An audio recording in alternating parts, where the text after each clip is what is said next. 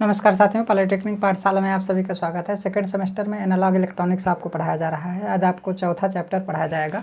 चौथे चैप्टर में जो टॉपिक है आपका वो single stage amplifier. Single stage amplifier का मतलब है कि सिंगल स्टेज होगा, मतलब एक ट्रांजिस्टर यूज होगा, और मल्टी स्टेज में दो या दो से अधिक ट्रांजिस्टर यूज होते हैं तो उसे मल्टी स्टेज ट्रांजिस्टर एम्पलीफायर के नाम से क्या करते हैं जानते हैं। तो पहले सिंगल स्टेज ट्रांजिस्टर एम्पलीफायर हमें क्या करना पड़ेगा, समझना पड़ेगा, जिसमें एक ट्रांजिस्टर यूज करेंगे। और आपको मैं पहले भी आपको बता चुका हूं कि अगर एम्पलीफायर में कौन सा कॉन्फ़िगरेशन यूज़ किया जाता है तो सीई मोड क्या किया जाता है, यूज किया जाता है। कॉमन एमिटर कॉन्फ़िगरेशन ही एम्पलीफायर के रूप में क्या किया जाता है, यूज किया जाता है। ठीक है, ये चीज़ आपको पहले से ही पता है। दूसरा क्या है कि ऑपरेटिंग पॉइंट को डीसी लोड लाइन या लोड लाइन के ठीक मध्य में स्थिर रखने के लिए हम पोटेंशियल डिवाइडर सर्किट का क्या करते हैं, यूज करते हैं। पोटेंशियल डिवाइडर सर्किट का यूज करते हैं। तो ये जो देखिए, ये पहले वाली सर्किट ये वाली पढ़ चुके हैं। तो ये पूरा क्या है, पोटेंशियल डिवाइडर सर्किट। R1 और R2 हमारे पोटेंशियल को डिवाइड करने का क्या कर रहे हैं, काम कर रहे हैं। पोटेंशियल डिवाइडर मेथड आप लोग पहले ही क्या कर चुके हैं, पढ़ चुके हैं। बाकी इस एम्पलीफायर के सर्किट में आपको देखने में सर्किट थोड़ा जटिल लग रहा होगा, लेकिन बहुत सिंपल है। पोटेंशियल डिवाइडर मेथड वाली सर्किट आप पहले से ही पता है आपको। बाकी यहाँ पर एक कैपेसिटर, लोड रेजिस्टेंस और इनपुट में सिग्नल और एक कैपेसिटर जोड़ना है, बस बाकी कुछ भी नहीं जोड़ना है इसमें। ठीक है, तो अगर एक सर्किट याद हो जाती है तो बाकी जितनी आने वाली सर्किटें हैं वो सभी आपको आसानी के साथ क्या हो जाएंगी, याद हो जाएंगी। और इसका वर्किंग वगैरह सारी चीज़ें मैं बताऊंगा, और इनपुट और आउटपुट के फेज में क्या डिफरेंस होता है उसके बारे में भी मैं आपको क्या करूंगा, बताऊंगा। वैसे तो कॉमन एमिटर मोड में ही हम एम्पलीफायर आपको क्या करेंगे, बताएंगे। कॉमन बेस मोड में भी होता है, कॉमन कलेक्टर मोड में भी होता है, तो उसको हमको नहीं बताना है क्योंकि वो सिलेबस में आपके नहीं है, तो इस वजह से मैं इसको बताऊंगा। देखिए, इसमें पोटेंशियल डिवाइडर सर्किट का क्या किया गया है, यूज़ किया गया है। पोटेंशियल डिवाइडर सर्किट पहले आप पढ़े हैं तो केवल इतना था, देख रहे हैं ना, इतना, केवल इतना था। ठीक है, और ये जो कैपेसिटर सीसी, ये भी हमारा क्या है, सीसी है, और ये हमारा सीई है। सीई क्या है, बाईपास कैपेसिटर। ये एक्स्ट्रा कंपोनेंट लगाए गए हैं। और उसके बाद ये हमारा क्या है, R0 आउटपुट लोड है। और ये इनपुट में क्या दिया जा रहा है, AC सिग्नल। ये हमारा क्या है, इनपुट में AC सिग्नल दिया जा रहा है। ठीक है, जिसे एम्पलीफाई करना है, सिग्नल जिसका एम्पलीफिकेशन करना है इस ट्रांजिस्टर एम्पलीफायर को। ठीक है, तो इन्हीं सब चीज़ों के बारे में हम क्या करेंगे, डिस्कस करेंगे। थोड़ा बहुत लिखे हैं यहाँ पर, उसको देखना जरूरी है कि एक single stage transistor amplifier, AMP का मतलब हम यहाँ पर एम्पलीफायर समझेंगे। AMP का मतलब एम्पलीफायर। एक सिंगल स्टेज एम्पलीफायर का सर्किट डायग्राम रिप्रेजेंट किया गया है जिसमें पोटेंशियल डिवाइडर सर्किट का यूज किया गया है। ठीक है, अब पोटेंशियल डिवाइडर सर्किट ही हम सभी एम्पलीफायर में क्या करते हैं, यूज करते हैं, क्योंकि स्थिरता Q पॉइंट को मिडिल पॉइंट में डीसी लोड लाइन की या लोड लाइन के ठीक मिडिल पॉइंट पे स्थिर रखने का वो क्या करता है, काम करता है। ठीक है, इस वजह से पोटेंशियल डिवाइडर सर्किट सबसे अच्छी मानी जाती है, स्टेबिलिटी इसकी काफ़ी अच्छी है। ठीक है, तो एक सिंगल स्टेज ट्रांजिस्टर एम्पलीफायर का सर्किट डायग्राम रिप्रेजेंट किया गया है जिसमें पोटेंशियल डिवाइडर सर्किट का यूज किया गया है। लगभग सभी एम्पलीफायर में पोटेंशियल डिवाइडर बायसिंग सर्किट का यूज किया जाता है। लगभग सभी में पोटेंशियल डिवाइडर बायसिंग सर्किट का ही क्या किया जाता है, यूज किया जाता है, क्योंकि यह Q पॉइंट को स्थिरता प्रदान करती है। इस सर्किट में पोटेंशियल, देखिए, Q पॉइंट को स्थिरता प्रदान करने का मतलब है कि टेम्परेचर चेंज हो, ट्रांजिस्टर का पैरामीटर चेंज हो, तब भी Q पॉइंट स्थिर रहे, उसमें कोई चेंज ना हो। ठीक है, इस सर्किट में पोटेंशियल डिवाइडर सर्किट के अलावा कुछ अन्य कंपोनेंट भी क्या होते हैं, जुड़े होते हैं, जैसे CC हो गया, CE हो गया, CC हो गया, और उसके बाद R0 हो गया। ठीक है, तो ये सब अन्य कंपोनेंट हैं, उसके बारे में मैं अभी क्या करूँगा, डिस्कस करूँगा। इस सर्किट में R1, R2 और RE बाइसिंग रेजिस्टेंस हैं। बाइसिंग रेजिस्टेंस आप पहले ही पढ़ चुके हैं, पोटेंशियल डिवाइडर सर्किट में ही आप पढ़ चुके हैं। R1 और R2 और RE क्या है, बाइसिंग रेजिस्टेंस है। ठीक है, ये बाइसिंग रेजिस्टेंस जो है Q पॉइंट को लोड लाइन के ठीक मिडिल में रखने में मतलब मदद करते हैं। ठीक है, इन्हीं को एडजस्ट करके जो है ऑपरेटिंग पॉइंट को हम क्या करते हैं, Q पॉइंट के ठीक मध्य में रख पाते हैं। DC load line Q point को लोड लाइन के ठीक मध्य में स्थापित कर पाते हैं। ठीक है, इस सर्किट में R1, R2 तथा RE क्या है, बाइसिंग रेजिस्टेंस है। R1, R2 और RE क्या है, बाइसिंग रेजिस्टेंस है। VCC क्या है, आपकी सप्लाई वोल्टेज है। VCC जो कलेक्टर साइड का वोल्टेज होता है, तो एक ही बैटरी से इनपुट की भी बाइसिंग की गई है और आउटपुट की भी क्या की गई है, बाइसिंग की गई है। ठीक है, एक ही बैटरी से। 2 बैटरी लगेगा तो हमारा सिस्टम काफ़ी ज़्यादा क्या हो जाएगा, कॉस्टली हो जाएगा। ठीक है, तो एक ही बैटरी से इनपुट और आउटपुट की बाइसिंग की गई है, सप्लाई प्रोवाइड की जा रही है। ठीक है, अब ये यहाँ पर एक ग्राउंड होता है। ग्राउंड जो है हमारा माइनस का काम करेगा। ग्राउंड किसका काम करेगा, माइनस का काम करेगा। अर्थ है, यहाँ पे अर्थिंग की होती है। वीसीसी क्या है, हमारा सप्लाई वोल्टेज है। और इस सर्किट में 3 कैपेसिटर भी यूज किया जाता है। 3 कैपेसिटर, सीसी और एक सीई। ठीक है, तो ये इनपुट साइड का है, वो आउटपुट साइड का है। इस सर्किट में 3 कैपेसिटर भी यूज किया जाता है। इनपुट तथा आउटपुट साइड में सीसी का प्रयोग किया जाता है। 3 कैपेसिटर, इनपुट तथा आउटपुट में सीसी का प्रयोग किया जाता है। इनपुट तथा आउटपुट में सीसी का प्रयोग किया जाता है तथा एमीटर रेजिस्टेंस आरई के पैरेलल में बाईपास कैपेसिटर का यूज किया जाता है। ये बाईपास कैपेसिटर होता है। सीई क्या होता है, बाईपास कैपेसिटर होता है। और सीसी क्या होता है, कपलिंग कैपेसिटर होता है। ठीक है, सीसी हमारा क्या होता है, कपलिंग कैपेसिटर, ताकि आगे और ज़्यादा स्टेज हम क्या कर सकें, कनेक्ट कर सकें इस सीसी के माध्यम से। ठीक है, और इनपुट में सीसी का क्या काम होता है उसके बारे में भी आगे हम आपको क्या करेंगे, बताएंगे। अब जब मल्टी स्टेज पढ़ेंगे तो आपको पता चल जाएगा कि कैसे सीसी जो है कपुल करने का काम कर रहा है। और सीसी देखिए, कपलिंग कैपेसिटर जो कि इनपुट सिग्नल को पास करता है किंतु डीसी को रोकता है। देखिए ये जो सीसी है ना, कैपेसिटर के अंदर ये क्वालिटी होती है कि अगर इनपुट में कोई एसी सिग्नल दे रहे हैं ना, तो इसको ये इनपुट में पास कर देगा। इधर से एसी जाने देगा, इधर से एसी जाने देगा।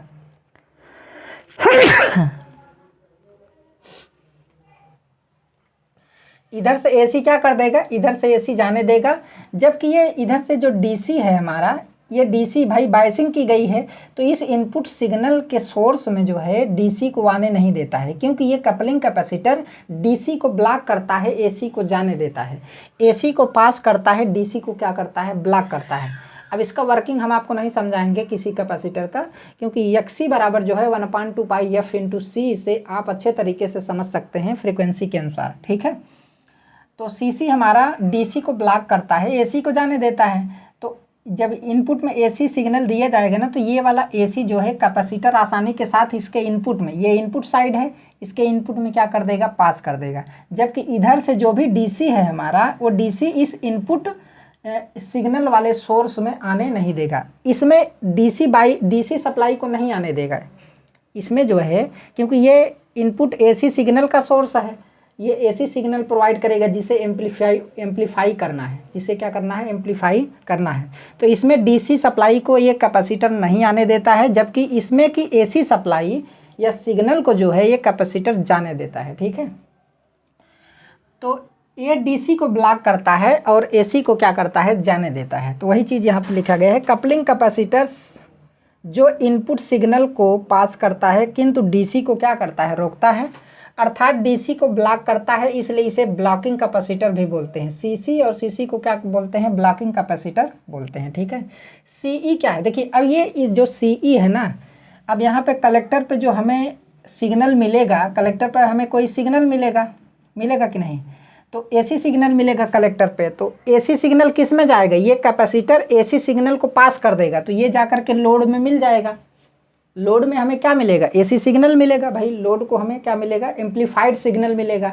लेकिन ये कैपेसिटर डीसी को रोक लेता है, मतलब लोड में डीसी को जाने ही नहीं देता, नहीं तो डिस्टर्बेंस क्रिएट हो जाएगा। ठीक है, तो ये कैपेसिटर इधर क्या होगा, इधर आएगा आपका एसी प्लस डीसी दोनों, तो इधर क्या निकलेगा, केवल एसी निकलेगा। ठीक है, डीसी को ये कैपेसिटर क्या कर लेता है, रोक लेता है, क्योंकि डीसी के लिए फ्रीक्वेंसी 0 होती है, तो उसके लिए रिएक्टेंस इनफाइनाइट हो जाएगा और वो डीसी को रोक लेगा। एसी के लिए फ्रीक्वेंसी ज़्यादा होती है, तो एसी के लिए फ्रीक्वेंसी ज़्यादा के केस में उसका रिएक्टेंस क्या हो जाता है, बहुत कम हो जाता है और एसी को पास कर देता है। ठीक है, तो ये कपलिंग कैपेसिटर का हमारा क्या है, काम है, एसी को जाने देगा, डीसी को ब्लॉक कर देगा। तो एसी को इधर लोड में जाने देगा, R0 क्या है, हमारा लोड है। ठीक है, एसी को लोड में जाने देगा, जबकि लोड में डीसी को रोक लेगा। इधर से इधर डीसी सप्लाई जो बाइसिंग की गई है ना, तो कोई भी डीसी बाइस जो है लोड में जाने नहीं देगा। डीसी बाइस मतलब डीसी सप्लाई लोड में जाने नहीं देगा। ठीक है, तो प्योर सिग्नल इधर क्या होता है, एम्पलीफाई होकर के मिलता है। अभी कैसे एम्पलीफिकेशन होता है उसके बारे में आपको नहीं बताया जा रहा है, बस केवल समझना है सभी कंपोनेंट के बारे में। अब देखिए अगला है क्या है, सीई कैपेसिटर। तो सीई कैपेसिटर क्या है, एमीटर टर्मिनल में सभी एसी कंपोनेंट को बाईपास कर देता है। यदि सीई न लगाया जाए तो आरई में उत्पन्न एसी वोल्टेज इनपुट वोल्टेज वीबी को कम कर देगा। ठीक है, देखिए होता क्या है, अगर ये कैपेसिटर हम नहीं लगाएंगे ना, तो अगर मान लीजिए अब इधर एसी सिग्नल देंगे, तो एसी सिग्नल देंगे तो सिंपल सी बात है, इनपुट वोल्टेज में परिवर्तन होगा तो कलेक्टर करंट में परिवर्तन होगा, तो एमीटर करंट में भी परिवर्तन आ जाएगा। जब एमीटर करंट में भी, जबकि डीसी में तो कोई परिवर्तन होता नहीं है, लेकिन एसी सिग्नल देंगे तो आपका इनपुट वोल्टेज क्या हो जाएगा, वीबीई, ये वाला वोल्टेज क्या हो जाएगा, चेंज हो जाएगा। जब वीबी का मान चेंज हो जाएगा तो आईबी का मान चेंज होगा, तो आईसी का मान चेंज होगा, तो आईई का मान भी क्या हो जाएगा, चेंज हो जाएगा। मतलब आई में भी डीसी प्लस एसी आ जाएगा ना, आई में भी डीसी प्लस एसी, या फिर आरई में भी डीसी प्लस एसी आ जाएगा। ठीक है, तो डीसी रहेगा तो ठीक है, लेकिन अगर एसी आ जाएगा ना, तो एसी आ जाएगा तो इनपुट में निगेटिव फीडबैक का काम करेगा, जिसकी वजह से वीबीई का मान क्या हो जाता है, कम हो जाता है। जब वीबीई का मान कम हो जाएगा तो उस समय प्रॉब्लम्स क्या होंगी, क्रिएट होंगी। इनपुट वोल्टेज घट जाएगा तो वोल्टेज गेन वगैरह सब क्या हो जाता है, घट जाता है। ठीक है, इसी वजह से यहाँ पर एक कैपेसिटर लगा दिया जाता है। तो ये कैपेसिटर सीई कैपेसिटर होता है जो आरई के पैरेलल में लगाया जाता है। तो इस आरई में जो भी एसी आएगा, इस आरई में एसी आने ही नहीं पाएगा। तो इधर से जैसे मान लीजिए एसी और डीसी आ रहा है ना, तो इधर से आपका एसी चला जाएगा, इधर से आपका डीसी आएगा, इधर एसी आएगा ही नहीं, क्योंकि इधर बाईपास कैपेसिटर लगा दिया गया ना। तो एसी सारा जो है इधर से होकर के किस में चला जाएगा, ग्राउंड में चला जाएगा। ठीक है, ग्राउंड से होते हुए फिर आपका ये जो सोर्स है उसमें चलाएगा, ग्राउंड से होते हुए इस सोर्स में चलाएगा। अब पूरा कनेक्शन नहीं बताया गया है यहाँ पर, बस केवल आपके बुक के हिसाब से ये कनेक्शन आपको यहाँ पर दिखाया गया है। ठीक है, तो ये कैपेसिटर जो है ना, एमीटर टर्मिनल में आने वाले सभी एसी कंपोनेंट को बाईपास कर रहा है, सभी एसी कंपोनेंट को बाईपास कर रहा है। डीसी को नहीं बाईपास करेगा, क्योंकि डीसी को तो ये ब्लॉक करेगा ना, एसी को क्या करेगा, पास करेगा। ठीक है, तो एसी को ये क्या कर देता है, ऐसे एसी आएगा, ऐसे होकर के ऐसे आएगा। तो एसी जो है इस रेजिस्टेंस में नहीं आने पाता है। जब रेजिस्टेंस में नहीं आएगा तो इन निगेटिव फीडबैक नहीं होगा, जिसकी वजह से वीबी में कोई चेंजिंग नहीं आएगा। ठीक है, तो इसकी वजह से वीबी का मान घटने नहीं पाएगा, जिससे हमारा वोल्टेज गेन क्या हो जाता है, ठीक ठाक रहता है। ठीक, तो ये चीज़ है बाईपास कैपेसिटर का।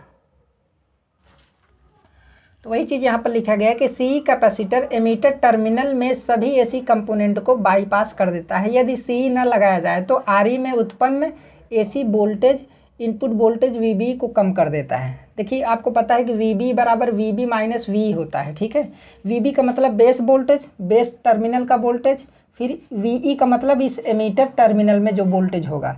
तो वीई बराबर आई इंटू आर ई, इसमें आई करंट आएगी और आर ई वोल्टेज ड्रॉप हो जाएगा। ठीक है, तो आप सोचिए कि जब इसका मान क्या होगा, बढ़ेगा, इस वोल्टेज ड्रॉप, जब एसी कंपोनेंट भी इसमें आ जाएगा तो इस वोल्टेज ड्रॉप का मान बढ़ेगा, तो वीई का मान बढ़ेगा, तो वीबी का मान क्या हो जाएगा, कम हो जाएगा। वीबी का मान क्या हो जाएगा, कम हो जाएगा। तो इस वजह से हमारा वोल्टेज गेन क्या हो जाता है, घट जाता है। ठीक है, तो ये चीज़ आपको याद रखना है। सारी चीज़ें आपको इसमें लिखाई नहीं गई हैं, लेकिन आपको इस तरीके से याद रखना है।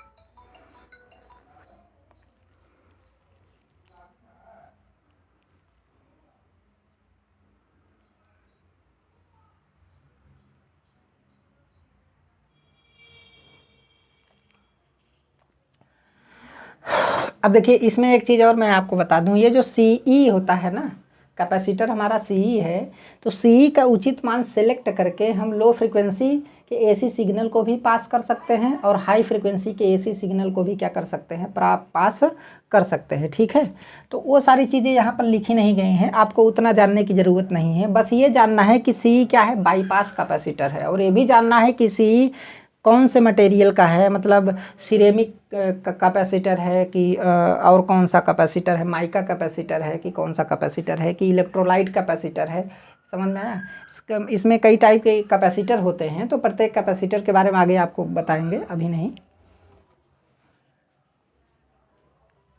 ये हो गया। अब यहाँ पर क्या है, R0 क्या है, R0 हमारा यहाँ पर सिंगल स्टेज के लिए आउटपुट रेजिस्टेंस का काम कर रहा है, लेकिन जब अगला स्टेज आगे जुड़ेगा तो उसके लिए इनपुट रेजिस्टेंस का क्या करेगा, वर्क करेगा, ठीक है।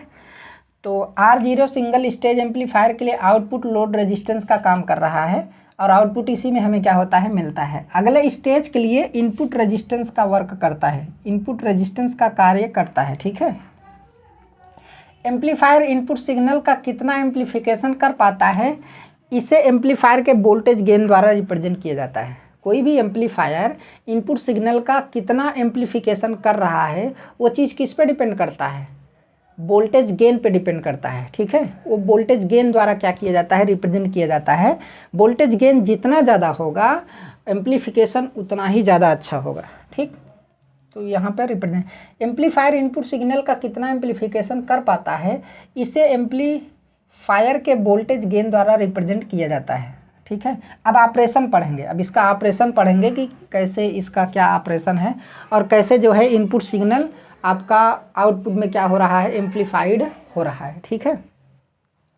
जब कोई ऐसी सिग्नल बेस तथा एमीटर के मध्य अप्लाई किया जाता है, तो इनपुट में एमीटर के इनपुट वोल्टेज VB का मान चेंज हो जाता है, जिससे कलेक्टर व एमीटर करंट भी क्या हो जाती है, चेंज हो जाती है। अब देखिए यहाँ पर मिटा करके फिर से लिखना पड़ेगा।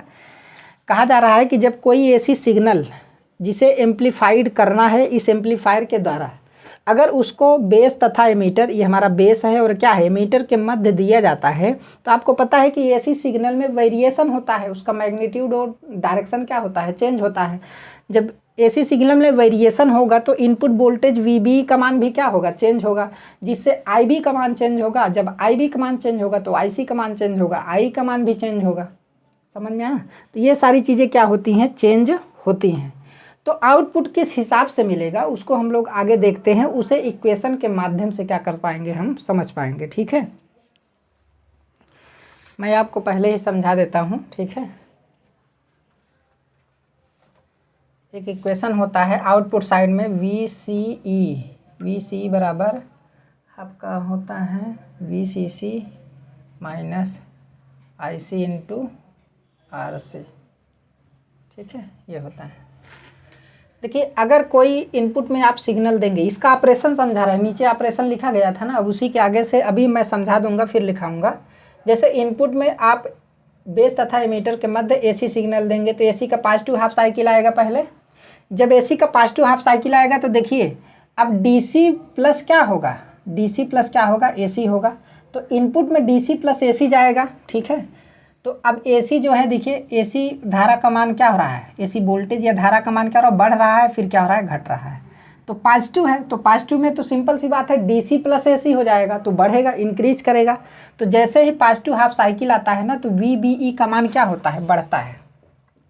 जब VBE का मान बढ़ेगा तो सिंपल सी बात है, ये तो इनपुट वोल्टेज है, तो इनपुट करंट क्या होती है, IB। तो फॉरवर्ड कैरेक्टरिस्टिक के अनुसार, फॉरवर्ड कैरेक्टरिस्टिक आप पढ़े हैं ना, ऐसे जो कैरेक्टरिस्टिक आपका मिलता है ऐसे, ठीक है, जो VBE तथा IB के बीच क्या किया जाता है, खींचा जाता है, ठीक है। तो VB का मान देखिए बढ़ रहा है, तो IB करंट का मान भी क्या हो रहा है, बढ़ रहा है, सिंपल सी बात है। तो जब इनपुट में AC का पॉजिटिव हाफ साइकिल आता है, तो इनपुट में VBE का मान क्या होता है, बढ़ता है, इंक्रीज करता है। पॉजिटिव हाफ साइकिल की वजह से VB का मान बढ़ेगा, तो IB का मान क्या होगा, बढ़ेगा। तो IB का मान बढ़ेगा, तो आउटपुट कैरेक्टरिस्टिक के अनुसार IC का मान भी क्या होगा, बढ़ेगा, ठीक है। IC का मान कैसे बढ़ेगा, क्योंकि आउटपुट कैरेक्टरिस्टिक तो यही ना है, यही आपका आउटपुट कैरेक्टरिस्टिक है। जैसे जैसे IB का मान इधर बढ़ता है, वैसे वैसे IC का मान इधर क्या होता है, बढ़ता है। आपको पता है कि इधर VCE होता है, इधर क्या होता है, VCE। तो कलेक्टर करंट VC के मान पे डिपेंड नहीं करता, IB के मान पे डिपेंड करेगा। अलग अलग IB पर ये सब कैरेक्टरिस्टिक क्या किया जाता है, खींचा जाता है। आपको पहले ही बताया गया है, कैरेक्टरिस्टिक जब आप पढ़े होंगे तो आपको बताया गया है। तो यहाँ पर ये सब चीज़ आपको समझाने की ज़रूरत हमको नहीं है, वो सब चीज़ आप पहले ही पढ़ चुके हैं, ठीक है। बस हमको यहाँ पे कॉन्सेप्ट आपको क्या करना है, समझाना है। अब जब पॉजिटिव हाफ साइकिल आएगा तो VB का मान बढ़ेगा, IB का मान बढ़ेगा, IC का मान बढ़ेगा। तब देखिए IC का मान जब बढ़ेगा तो IC into IC into RC का मान भी बढ़ेगा। तो जब इसका पूरा मान बढ़ेगा तो VCE का मान घटेगा। VCE क्या है? आउटपुट वोल्टेज है भाई। VCE क्या है? हमारा आउटपुट वोल्टेज है ना। VCE क्या है? आउटपुट वोल्टेज है। इतना आपको ध्यान में रखना है, ठीक है। तो VC हमारा क्या है? आउटपुट वोल्टेज है। सोचिए VBE का मान बढ़ रहा है और आउटपुट वोल्टेज का मान क्या हो रहा है? घट रहा है। इसका मतलब है कि इनपुट में अगर पॉजिटिव हाफ साइकिल चल रही है तो आउटपुट में हमें कौन सी हाफ साइकिल मिलेगी? निगेटिव हाफ साइकिल मिलेगी। इसमें देखिए बढ़ रहा है और आउटपुट वोल्टेज क्या हो रहा है? घट रहा है। समझ में आया? तो इसका मतलब है इनपुट जो है आउटपुट का 180 अंश का फेज डिफरेंस है। इनपुट में जब पॉजिटिव हाफ साइकिल चलेगी तो आउटपुट में निगेटिव हाफ साइकिल चलेगी। समझ में आया? अब जैसे ही इनपुट का निगेटिव हाफ साइकिल आएगा तो जब जैसे ही निगेटिव हाफ साइकिल आएगा, जब निगेटिव हाफ साइकिल आएगा तो VBE का मान क्या होगा? घटेगा। जब घटेगा तो IB का मान घटेगा, तो IC का मान घटेगा। जब IC का मान क्या होगा? घटेगा, तो IC इंटू RC का मान भी क्या होगा? घटेगा। तो VBE का मान, VCE का मान क्या होगा? बढ़ेगा। VCE का मान क्या हो जाएगा? बढ़ेगा। मतलब क्या है कि जब इनपुट में निगेटिव हाफ साइकिल चल रहा है तो आउटपुट में पॉजिटिव हाफ साइकिल चलेगा। तो पॉजिटिव हाफ साइकिल चलेगा तभी तो बढ़ेगा। अगर निगेटिव चलेगा तो क्या होगा? घटेगा। अब पॉजिटिव हाफ साइकिल चलेगा तो बढ़ेगा। तो इनपुट में देखिए, इनपुट में जब पॉजिटिव हाफ साइकिल चलेगा तो आउटपुट में निगेटिव हाफ साइकिल चलेगी, और इनपुट में जब निगेटिव हाफ साइकिल चलेगा तो आउटपुट में पॉजिटिव हाफ साइकिल चलेगी। क्योंकि निगेटिव हाफ साइकिल में आउटपुट में VCE का मान क्या हो रहा है? बढ़ रहा है। तो बढ़ेगा तब जब आउटपुट में पॉजिटिव हाफ साइकिल चले इनपुट के निगेटिव हाफ साइकिल में। समझ में आया? और पॉजिटिव हाफ साइकिल में, इनपुट के पॉजिटिव हाफ साइकिल में आउटपुट घट रहा है, तो इसका मतलब है कि इनपुट में पॉजिटिव हाफ साइकिल जब बढ़ रहा है तो आउटपुट में हमारा VC का मान घट रहा है। तो इनपुट में पॉजिटिव चल रहा है तो आउटपुट में हमारा निगेटिव चल रहा है। तो इसका मतलब है कि अगर इनपुट में आप ऐसा सिग्नल देंगे तो आउटपुट में आपको ऐसा सिग्नल मिलेगा। तो कितने का फेज डिफरेंस है? 180 डिग्री का फेज डिफरेंस है। समझ में आया? 180 डिग्री का फेज डिफरेंस है। तो ये चीज़ आपको समझना पड़ेगा।